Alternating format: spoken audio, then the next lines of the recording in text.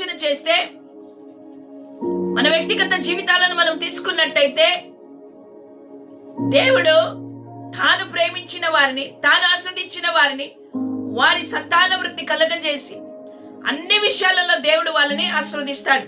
అవును, ఇది సత్యమే. నా ప్రియ దేవుని బిడ్డలారా, నా యొక్క జీవితంలో కూడా దేవుడు అదే కార్యమును చేశాడు. ఆయన చెప్పినట్టుగానే నన్ను ఆశీర్వదించాడు.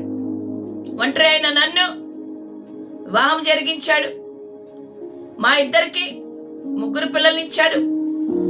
మా 3 పిల్లలకి వారి జీవిత భాగస్వాములను ఇచ్చాడు. ఇప్పుడు పిల్లలు, ఇప్పటికి మా ఇంట్లో మొత్తము మేము 12 మంది, ఇంకా 2 రాబోతున్నారు. చూడండి, అడుగు వాటి కంటే ఊహించు వాటి కంటే ఎక్కువగా ఆశీర్వదించేవాడు మన దేవుడు.